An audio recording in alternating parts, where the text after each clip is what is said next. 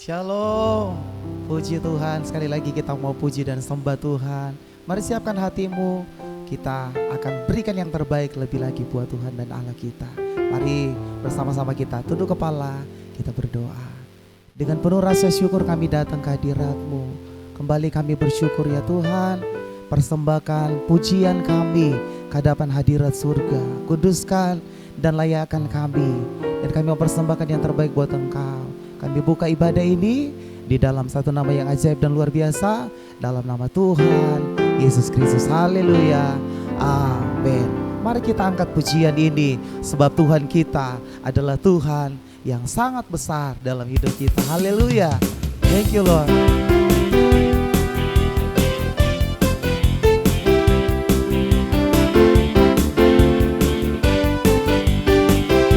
Mari bersama-sama katakan, sebab Tuhan Maha Besar, yang sangat terpuji.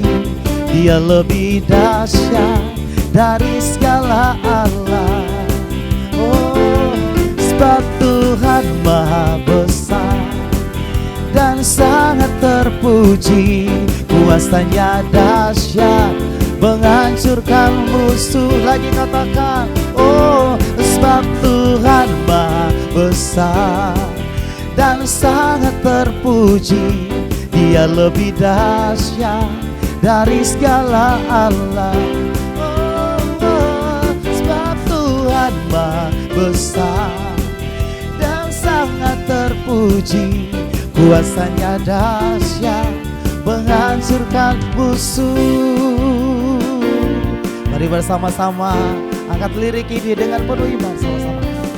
Ceritakanlah kemuliaannya di antara segala bangsa, dan perbuatannya yang sungguh ajaib di antara suku bangsa. Oh, sebab Tuhan Maha Besar dan sangat terpuji.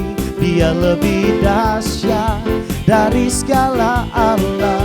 Sebab Tuhan Maha Besar dan sangat terpuji. Kuasanya dahsyat, menghancurkan musuh. Sekali lagi katakan dengan iman, ceritakan perbuatan Tuhan.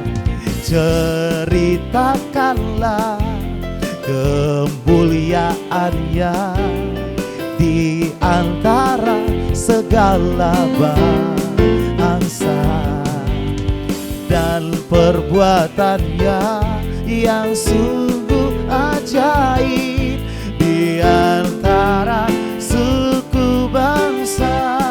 Oh, sebab Tuhan Maha Besar dan sangat terpuji. Dia lebih dahsyat dari segala Allah. Haleluya, sebab Tuhan Maha Besar dan sangat terpuji. Kuasanya dahsyat, menghancurkan musuh. Amin. Sebab Tuhan Maha Besar dan sangat terpuji. Dia lebih dahsyat dari segala Allah. Haleluya, sebab Tuhan Maha Besar dan sangat terpuji. Kuasanya dahsyat, menghancurkan musuh. Oh, sebab Tuhan Maha Besar dan sangat terpuji. Dia lebih dahsyat dari segala Allah. Oh, sebab Tuhan Maha Besar dan sangat terpuji. Kuasanya dahsyat, menghancurkan musuh. Kuasanya dahsyat, kuasanya dahsyat, menghancurkan musuh. Amin. Kuasanya dahsyat, menghancurkan musuh. Haleluya. Terima kasih Tuhan, Engkau baik buat kami. Terpujilah namamu kekal buat selamanya. Segala pujian, segala kemuliaan kami mau persembahkan buat Engkau. Hati kami siap untuk ditaburi dengan firman Tuhan. Thank you Jesus, thank you Lord. Thank you Lord. Haleluya. Terima kasih Tuhan.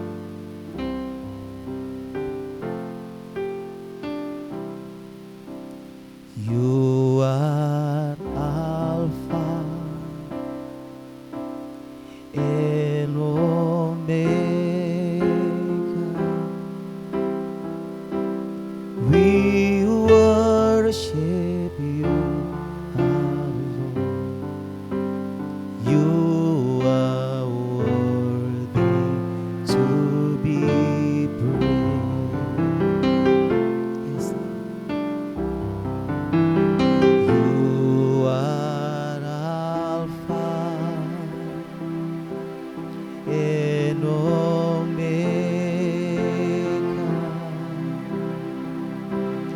We worship you, our Lord.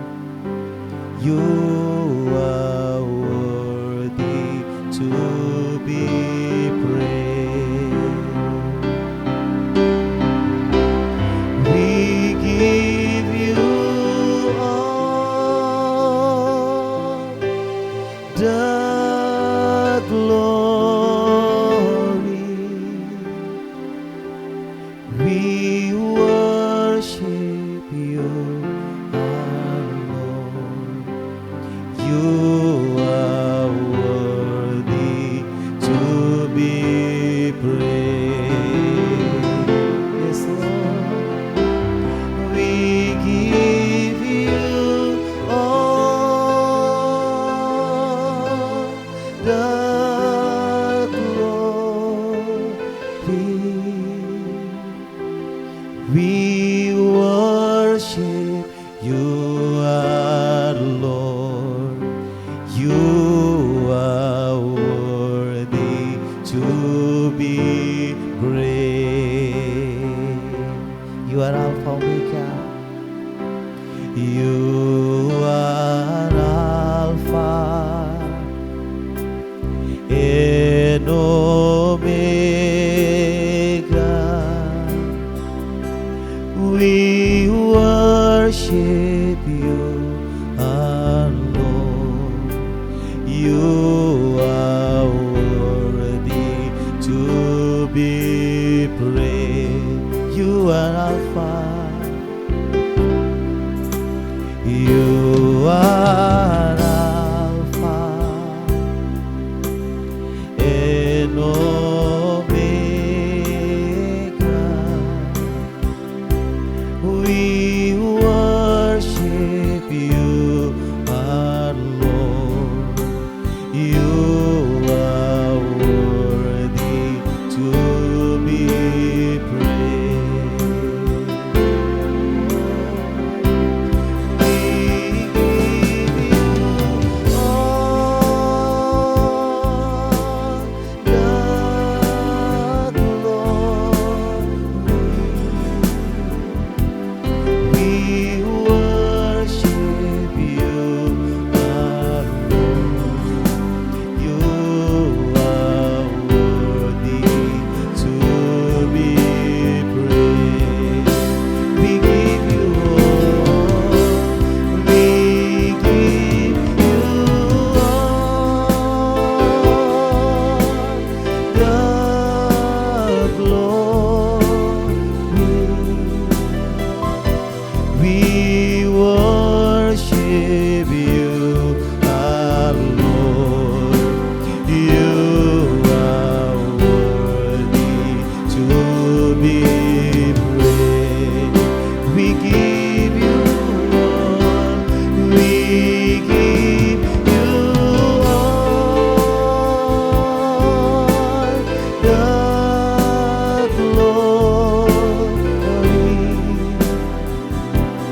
We worship you, our Lord. You are worthy to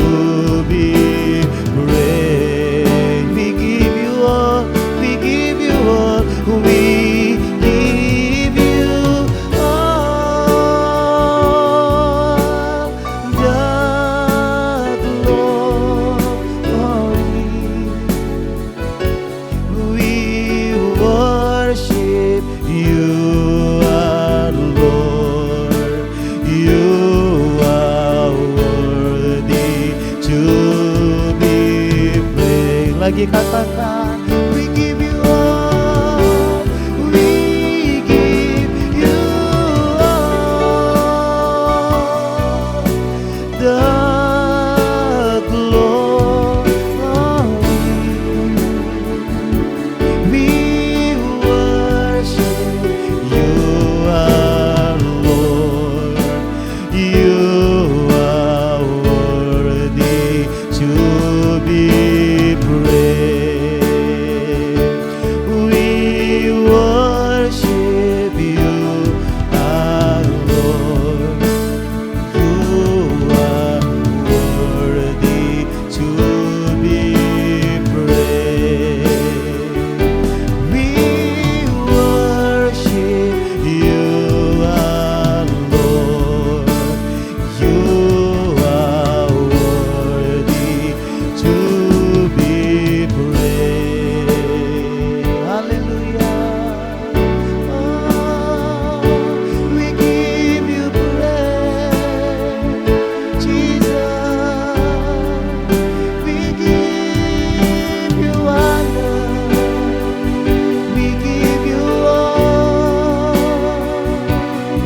Oh, Jesus. Hallelujah. We worship you. We worship you.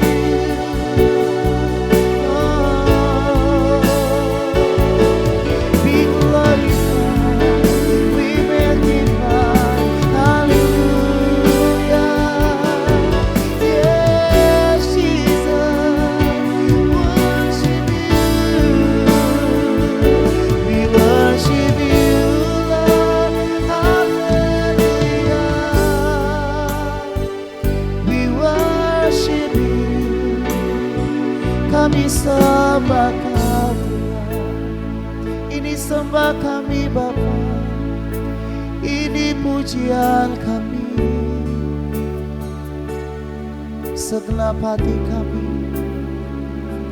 kami menyembah-Mu Tuhan. Sebab Engkau layak, sebab Engkau layak Yesus. Ini penyembahan kami Tuhan. Segenap hati kami, roh, jiwa dan tubuh kami sembah Engkau Tuhan. Thank you Lord. Mari nyatakan pujian ini saudara.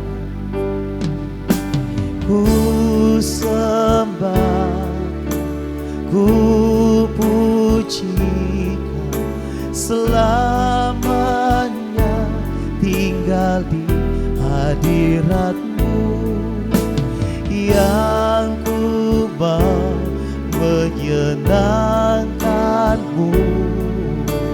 Yesus, Kau dambaan hatiku. Oh ya Tuhan, ku pujikan, selamanya tinggal di hadirat-Mu, yang ku mau menyenangkan-Mu. Yesus, Kau dambaan hatiku. Ku sembah Kau, ku puji Kau, selamanya tinggal di hadirat-Mu, yang ku mau menyenangkan-Mu. Yesus, Kau dambaan hatiku. Oh, ku sembah Kau, ku puji Kau, selamanya tinggal di hadirat-Mu, yang ku mau menyenangkan-Mu. Yesus, Kau dambaan hatiku. Yesus, Kau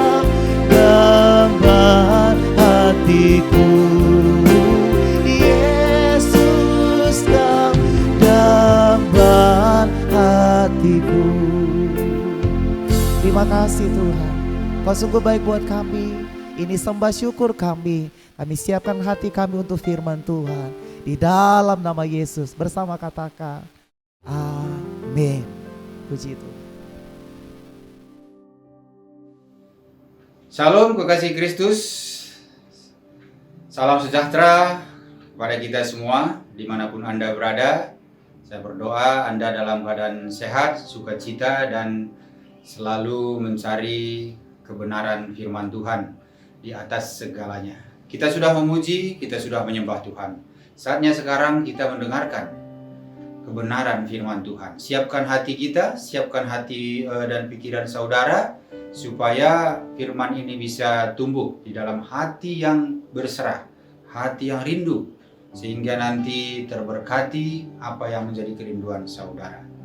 Dan saya percaya di dalam pujian penyembahan pun, kalau saudara memuji, menyembah dengan kerinduan yang penuh, hati yang berserah, Tuhan pasti berkati dan pasti menyenangkan hati Tuhan. Tidak peduli suara saudara itu merdu atau tidak merdu, yang penting hati yang tulus, hati yang sungguh-sungguh di dalam memuji dan menyembah Tuhan. Makanya setiap saudara mendengarkan firman, baik dari hamba Tuhan yang manapun, melalui media atau melalui apa, ya, pada saat memuji dan menyembah, saudara juga ikut memuji, menyembah, ya, dengan tulus, dengan sungguh-sungguh.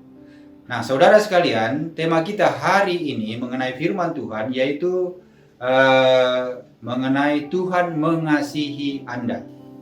Temanya Tuhan mengasihi Anda. Diambil di kitab Ayub 10 ayat 11 sampai 12. Bagaimana Tuhan mengasihi kita, supaya kita tahu bahwa begitu besar kasih Tuhan kepada kita semua dan begitu berharganya kita.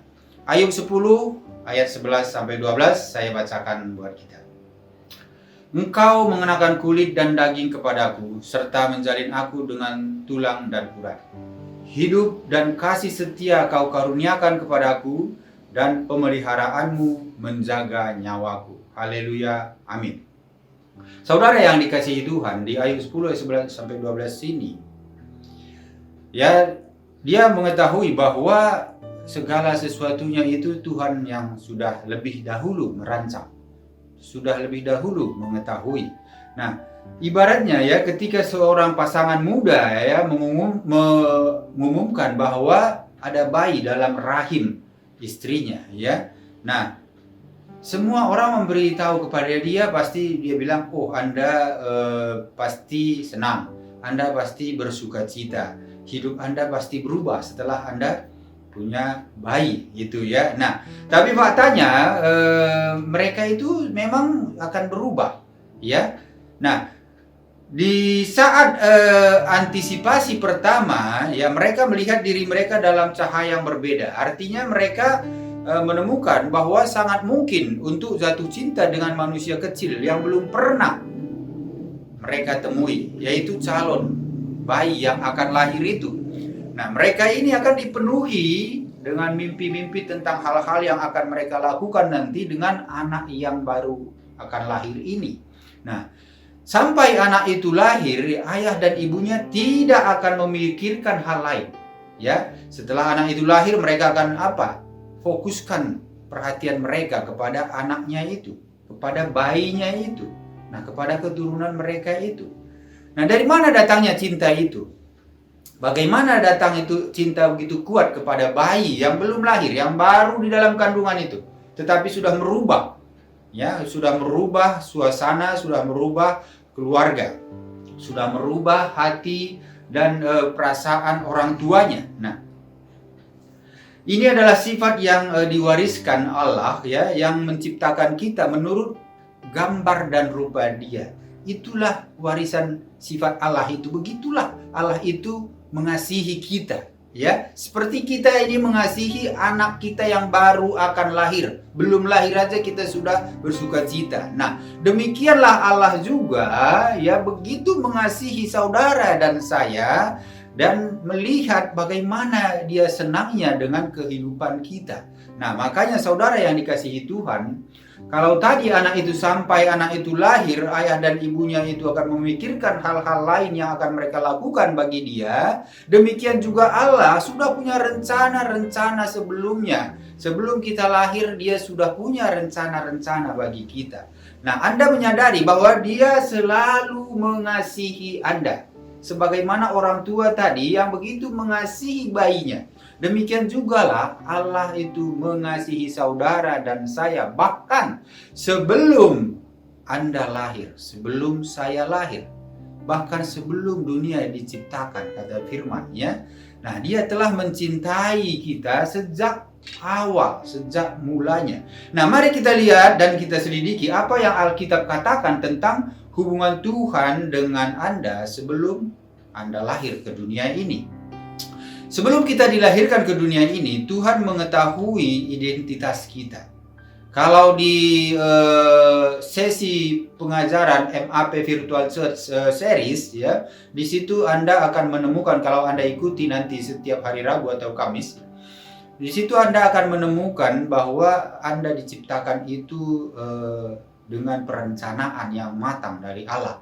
Ya, artinya Anda lahir bukan sembarangan, atau Anda lahir itu bukan tanpa perencanaan, tapi sudah direncanakan dengan matang atau dengan baik oleh Allah. Nah, makanya di sini kalau kita lihat di Mazmur 139 ayat 15 sampai 16 dikatakan begini.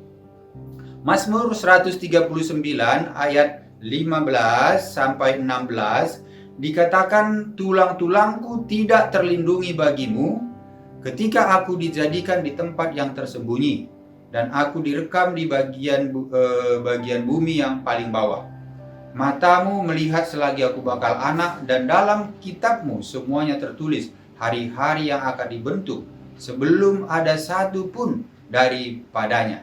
Nah, kekasih Kristus, dari firman Tuhan ini mengatakan bahwa pembentukan kita itu sejak sebelum ada bumi ini pun sudah dirancang oleh Tuhan, sudah direncanakan. Nah, jadi tujuan utama dari ayat firman ini adalah untuk mengungkapkan kebenaran tentang Tuhan. Ya, bagaimana Tuhan itu sebenarnya terhadap kita, ciptaannya, manusia ini. Di samping itu juga penulis Mazmur ini, Daud sendiri itu menganggap dirinya telah menjadi seseorang bahkan sebelum dia menyadari dirinya sendiri. Dia sudah menganggap dirinya itu sudah menjadi seseorang gitu. Itulah dia melihat bagaimana Allah itu menjadikan dia sebelum dia menjadi seseorang, dia sudah menganggap dirinya itu seseorang. Nah, inilah dia memahami firman ini. Dia berkata, aku sebagai pribadi ditutupi oleh tanganmu ya Tuhan di dalam rahim ibuku. Saya dibuat secara rahasia dan ditempa dengan ahli di relung dalam tubuh ibu saya. Ini dikatakan oleh Daud yang menulis Mazmur ini. Begitu luar biasanya dia mengetahui bagaimana Allah ya begitu merencanakan kelahiran seseorang itu dengan sangat baik dan terencana. Nah, penting untuk dicatat bahwa ayat 16 yang di Mazmur ini tadi itu berisi satu-satunya penggunaan kata. Kalau di dalam bahasa Ibrani untuk embrio itu ditemukan dalam kitab suci, diterjemahkan di sini sebagai substansi bahwa itu artinya saya yang belum berbentuk. Itu yang diterjemahkan dalam bahasa Ibraninya. Nah, saat Tuhan membentuk Anda, Dia mengawali Anda dengan kasih. Ya, dengan kasih. Tadi sudah saya contohkan anak yang mau baru lahir pun masih di rahim ibunya, bagaimana sudah orang tuanya mengasihi dia. Nah, ini jauh lebih besar lagi kasih yang Allah berikan bagi setiap ciptaannya, terutama manusia. Makanya kita ini sangat-sangat berharga di mata Tuhan. Saat Tuhan membentuk saudara dan saya, kita tahu ya benar bahwa Alkitab mengatakan Allah adalah kasih. Ya, Allah adalah kasih. Di 1 Yohanes 4 ayat 8 dan 16, saudara bisa lihat nanti bahwa segala sesuatu yang Tuhan lakukan ya termasuk mengawasi perkembangan anak manusia yang belum lahir. Ya, kalau ada anak manusia yang belum lahir pun Allah sudah mengawasinya, Dia sudah membentuknya dan Dia sudah mengasihinya jauh sebelumnya, ya, di dalam kasih yang dalam, lebih daripada seorang orang tua yang begitu merindukan anak yang masih dalam kandungan, mereka sudah mempersiapkan segala sesuatunya. Nah, di ayat firman Tuhan ini tadi, penulis menjelaskan bahwa Allah memprakarsai penciptaan manusia di dalam rahim.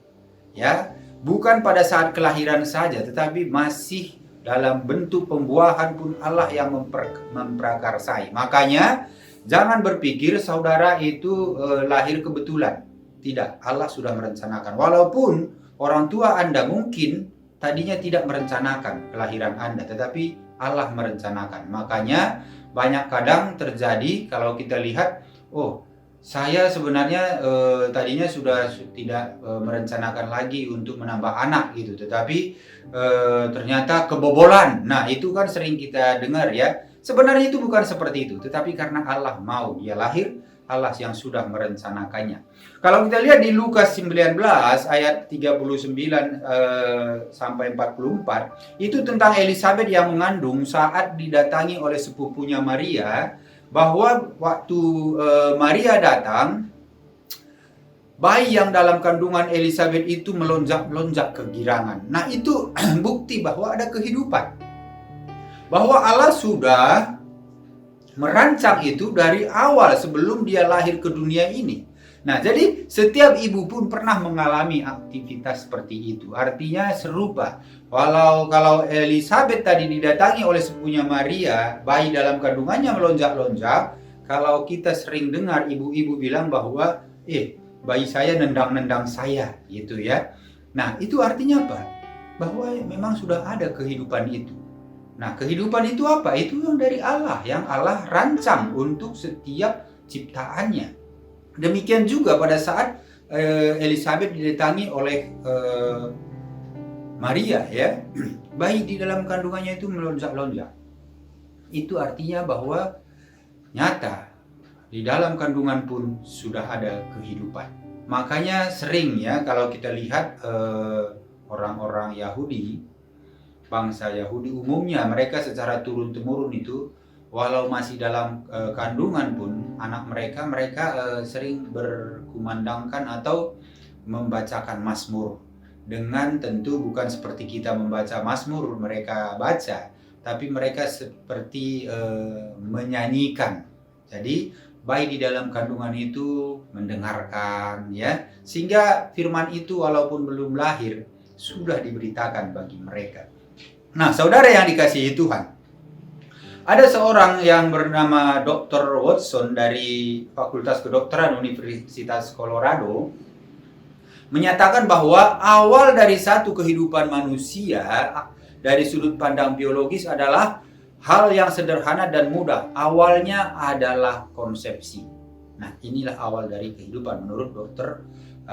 Watson Bowes dari Fakultas Kedokteran Universitas Colorado, Amerika. Dan setelah mendengar kesaksian ahli tentang kapan kehidupan manusia dimulai, ya, tentu di sini dokter ahli biologi dan ilmuwan lain setuju bahwa pembuahan menandai awal dari kehidupan manusia. Pada saat dibuahi, itulah awal kehidupan manusia.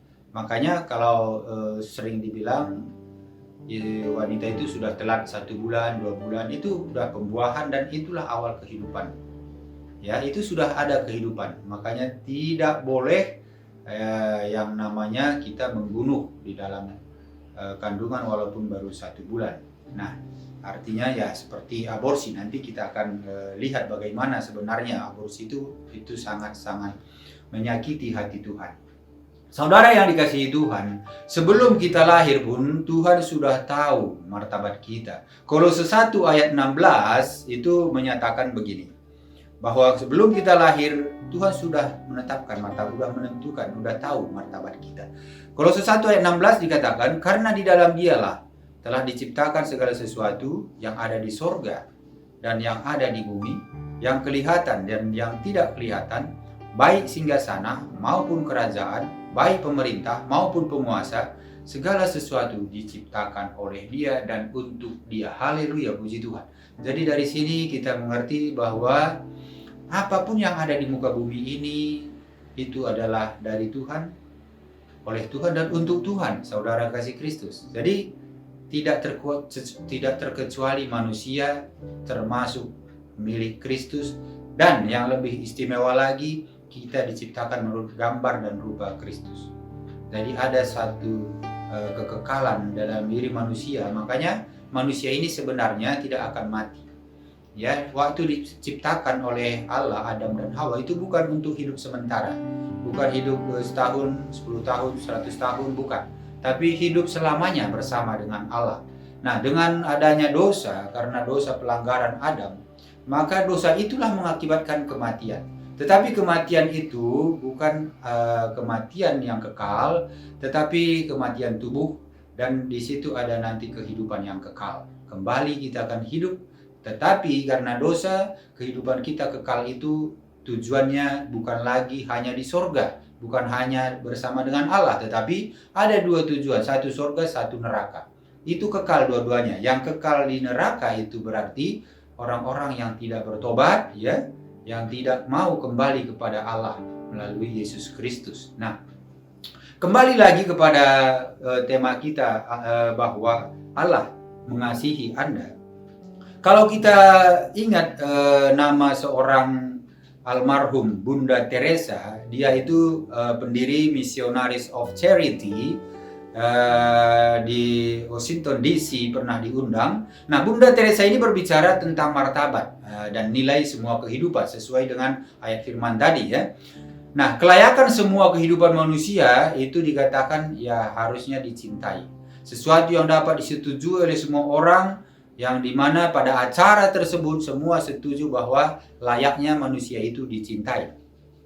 Tetapi saudara tahu, di tengah pembicaraan itu dia berkata begini, saya merasa bahwa perusak perdamaian terbesar saat ini adalah aborsi.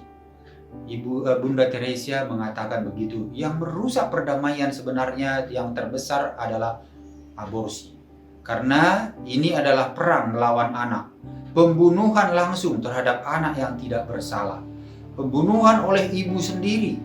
Dan jika kita menerima bahwa seorang ibu dapat membunuh bahkan anaknya sendiri, bagaimana kita dapat memberitahu orang lain untuk tidak saling membunuh? Ini yang diucapkan oleh Bunda Teresa. Begitu luar biasa. Jadi saudara yang dikasihi Tuhan, aborsi ini adalah pembunuhan yang sangat kejam. Ya, ini dikatakan oleh Bunda Teresa pun, bagaimana seorang ibu membunuh anaknya. Tadi kita sudah tahu bahwa setelah ada pembuahan, di situ sudah ada kehidupan, sudah ada nyawa. Nah, jadi walau 1 bulan, 2 bulan diaborsi, nah ini yang menyakiti hati Tuhan dan dibilang itu adalah pembunuhan. Nah, jika kita ingat bahwa Tuhan mengasihi kita dan bahwa kita dapat mengasihi orang lain seperti Dia mengasihi kita, maka berarti itu bisa terjadi perdamaian dunia ini. Maka bisa kita sama-sama karena mengasihi terjadilah perdamaian.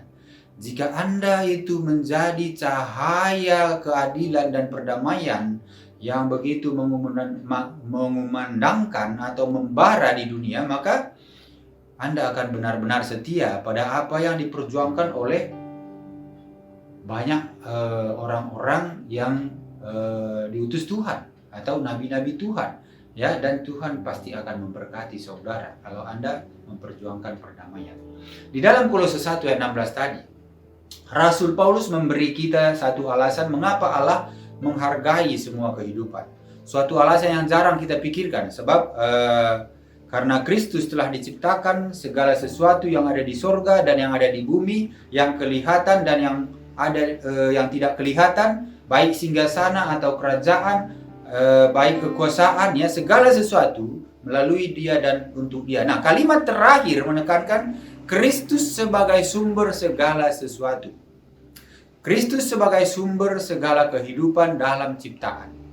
Jadi semuanya itu menjadi ada melalui Yesus Kristus. Tanpa Yesus Kristus segala sesuatu tidak ada. Makanya Kejadian 1 ayat 31 dikatakan di situ bahwa setelah Allah menciptakan, dia menyatakan semua bahwa ciptaannya itu semua baik dan sangat baik. Ya, itu artinya berarti sangat berharga ciptaannya itu bagi Allah sendiri.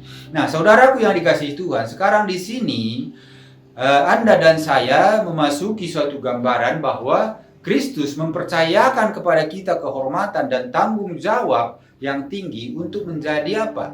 Menjadi penata layanan atas segala sesuatu yang Dia ciptakan di muka bumi ini.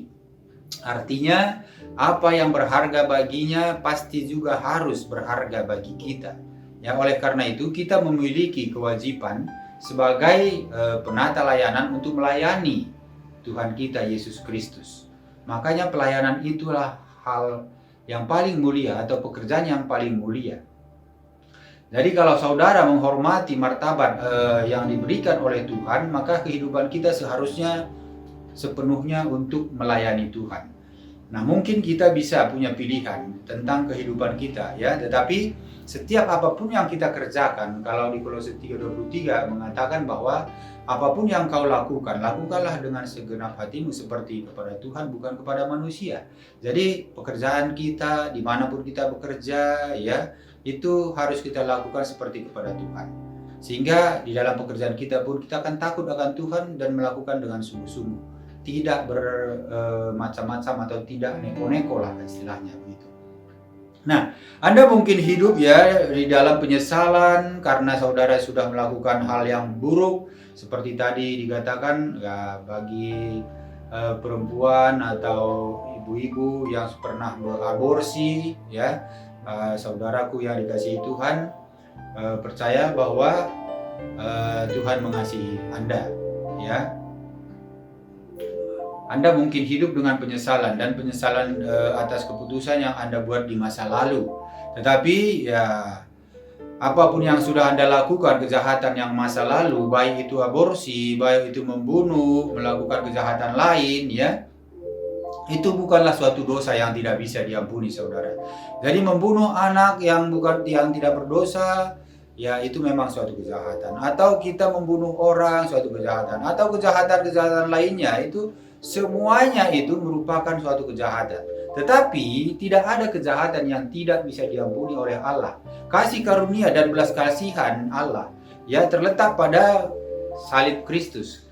Karena Kristus sudah menyatakan semua sudah selesai. Artinya kutuk-kutuk dosa apapun itu sudah selesai, dan siapa yang datang kepada Kristus, ya, dia akan diampuni sebesar apapun dosa saudara. Walaupun merah seperti kirmisi akan dibuat menjadi putih seperti salju. Nah, inilah yang dikatakan oleh firman Tuhan. Jadi, saudara, jangan penyesalan itu membuat saudara mundur, tetapi bertobat, ya, datang kepada Tuhan, ya, nyatakan bahwa Anda menyesal dan tidak mengulangi lagi. Jadi kita tidak boleh, ya, masa lalu kita mempengaruhi masa depan kita. Apalagi Tuhan kita itu Maha Pengasih. Dia akan mengampuni seperti apapun kesalahan yang pernah saudara buat. Nah, makanya saya bilang tadi, Allah mengasihi Anda, bukan orang-orang yang baik aja yang dikasihi Tuhan. Orang yang jahat pun itu dikasihi Tuhan. Sebagaimana kalau kita lihat, ya, kalau ada orang tua yang anaknya masih bayi, kalau orang tuanya itu kedua-duanya meninggal, anaknya itu tidak akan mengerti untuk bersedih. Tetapi kalau anaknya itu meninggal, orang tuanya itu pasti sangat-sangat bersedih sekali. Ya, kehidupan dia terasa sudah tidak ada lagi gunanya atau begitu menyakitkan sekali kalau anak bayinya itu meninggal. Nah, demikian juga kita ini. Kalau kita ini terhilang, ya, kita ini jauh dari Tuhan, begitu menyakitkan hati Tuhan. Makanya sempat Tuhan waktu di perjanjian lama menyatakan, aku menyesal menciptakan manusia. Menyesal itu bukan berarti dia tidak tahu, ya, atau dia menyesali seperti manusia menyesal. Bukan. Itu menyatakan bahwa Allah itu begitu sakit sekali kalau melihat perbuatan manusia ini melanggar terus atau berbuat dosa terus. Nah, inilah yang Allah bilang, aku menyesal. Makanya saudara yang dikasihi Tuhan, apapun yang saudara lakukan selama ini, kesalahan-kesalahan apapun yang saudara lakukan, kejahatan-kejahatan apapun yang saudara lakukan, mari sama-sama datang kita kepada Tuhan. Katakan bahwa aku menyesal, aku bertobat, Tuhan ampuni aku. Yesus Kristus yang begitu maha pengasih pasti mengampuni saudara. Dan tentu dia juga akan menuntun saudara kalau saudara mau berbalik, memberikan hati saudara kepada dia. Maka dia akan menuntun saudara untuk membawa kepada kehidupan yang kekal, membawa kehidupan dalam damai sukacita, merubah kehidupan saudara ya. Jadi hal-hal lama itu berlalu. 2 Korintus 5 ayat 17 mengatakan, jadi siapa yang di dalam Kristus, sesungguhnya yang lama sudah berlalu dan yang baru sudah datang. Artinya masa lalu kita itu tidak lagi perlu kita ingat-ingat untuk mempengaruhi masa depan kita. Tetapi kita sekarang ini melihat ke depan, kemuliaan yang Tuhan sediakan bagi kita. Itu yang harus kita lakukan, itu yang harus kita kejar. Makanya jangan terintimidasi oleh apa yang sudah pernah Anda lakukan di masa lalu. Ingat, Yesus Kristus mengasihimu, Yesus Kristus mengasihi Anda. Sehingga nanti pada saat kita datang kepada Dia, maka Dia dengan tangan terbuka mengatakan, marilah semua datang kepadaku yang letih, lesu dan berbeban berat. Aku akan memberikan kelegaan kepadamu. Itulah Tuhan kita yang luar biasa, yang begitu mengasihi kita. Maka saudaraku yang dikasihi Tuhan, mulai hari ini jangan melihat ke belakang. Mulai hari ini Anda harus bertobat, ya. Harus melupakan masa lalu Anda, datang kepada Tuhan, minta ampun. Dan mulai hari ini Anda tahu bahwa Anda begitu berharga di mata Tuhan. Anda begitu dikasihi oleh Tuhan. Oleh karena itu maka jauhilah segala kejahatan dan datang kepada Tuhan, taat dan setia untuk melakukan firman-Nya, mendengarkan firman biar iman Anda bertumbuh, dan lakukanlah firman itu. Nah, demikianlah firman Tuhan ini, dan saya percaya melalui firman yang singkat ini Tuhan memberkati saudara. Terpujilah nama Tuhan. Haleluya. Amin. Mari kita sama-sama berdoa. Terima kasih Tuhan untuk segala kebaikan dan kemurahan-Mu. Kami percaya apa yang Tuhan sudah sampaikan melalui hamba-Mu mengenai firman-Mu, bahwa Allah begitu mengasihi kami setiap manusia ini. Biarlah Tuhan kami terus mengingat kasih-Mu dan kami membalas kasih-Mu dengan mengasihi Engkau. Dan juga di dalam kehidupan kami Tuhan, apa yang tidak berkenan, biarlah Tuhan ampuni segala dosa dan pelanggaran kami. Kami juga percaya Tuhan firman yang sudah kami dengarkan ini, kami mau melakukannya untuk supaya kehidupan kami ini dirubahkan. Terima kasih Bapa untuk segala kebaikan dan kemurahan-Mu.